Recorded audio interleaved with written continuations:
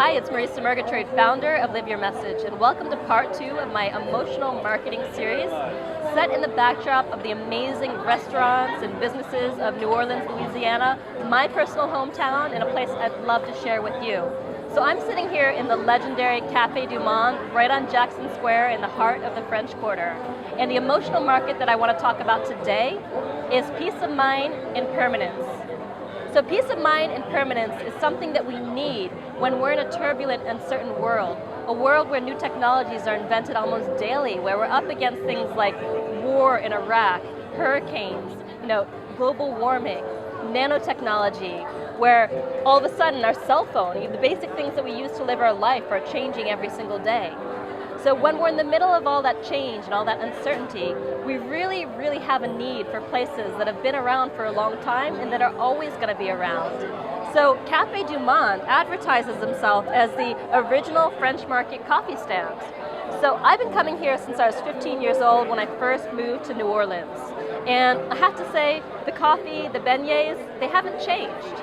So I know, even 20 years later, that I can come to Café du Monde and get the same exact coffee and the same exact beignets, and it's going to fulfill something inside of me when everything else in my life is changing, to know, you know what, if I want a coffee and beignets, I know where to come. And not just me, this is a place that my parents have been coming, and my parents' parents. These are the places that people have been coming for, dozens, if not more, years. And it doesn't matter, Hurricane Katrina came and went, and Café du Monde's still here serving coffee and beignets, and that's all you can really get on the menu. They don't try to offer you 20 different things and serve you sandwiches and salads and soups too. All they give you is coffee and beignets. And yeah, you got a couple of choices between the kinds of coffee you want. You can get it in a signature mug that you take away, or you can just get it here to go. But that's all you got, And when we're in the midst of so much change, we need that simplicity, we need that stability, we need that peace of mind, we need that permanence. This is where nostalgia for things past comes in, the longing for simpler days where there weren't so many choices, where there wasn't so much change in the world. This is where you see the kind of desire to go live in a cabin along the woods like Walden, or to go experience rural America, or to go someplace where the culture is simpler, more of a reflection of how life used to be. So any kind of business that says, we've been open since, 1886, like Jack Daniels, serving the same whiskey since 1886, or anybody who says, the original this or the original that, is really playing on this emotional market of permanence and peace of mind. So this tends to be really relevant for luxury brands like Rolex, brands like Rolls-Royce, and things that you don't necessarily need, spirits and wine and alcohol. That's where, Jack Daniels comes in, serving the same whiskey since 1886. That's where you see the wines, where the vintage is years old, if not 10 or 20 or 30 years old, where it just keeps getting better with age. And this is a great element, because if you've been in business for a long time, if you're maybe in your 50s or your 60s and you're wondering, what, all of this new technology, all of this new marketing, where do I find a place? Well, you can actually use your experience. You can use the fact that you've been in business, that you're a tried and true solution, that you're a service provider that's been operating for 10 or 20, 30 years to your advantage, because not everybody wants to go with the hot, new, young upstart.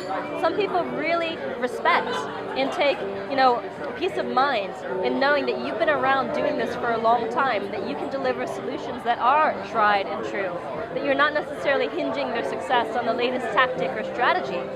So if you're someone who's been in business for a long time, you can use that as your claim to fame. You can use that as the emotional market that you use to tap into people.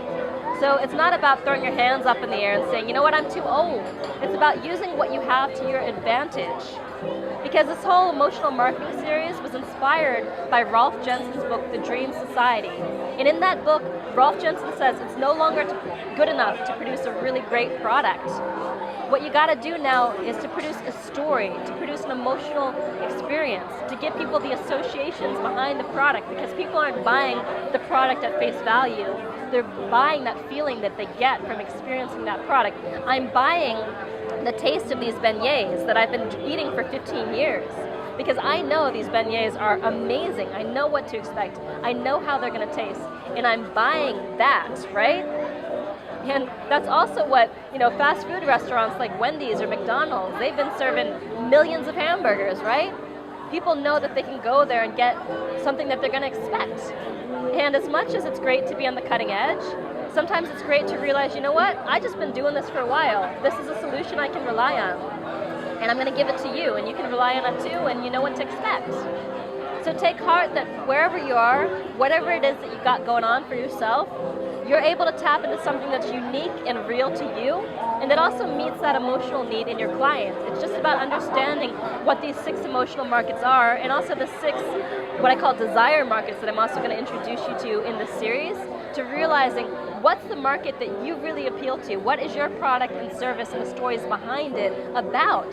Finding that and really leveraging it in your messaging, leveraging it in your marketing, so it takes on a sense of authenticity and alignment with what you actually do and deliver, and speaks and resonates to people and what they really need and want at a deeper level, not just the surface level of what your product actually does and how it actually functions, or what your service actually does for people, but that kind of transformative experiential level.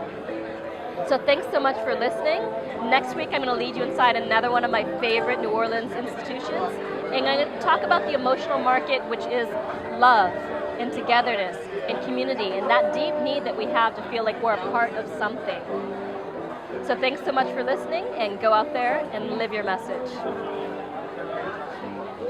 Now it's time for me to tuck into my beignets before they get too cold, because beignets cold, they just aren't the same thing.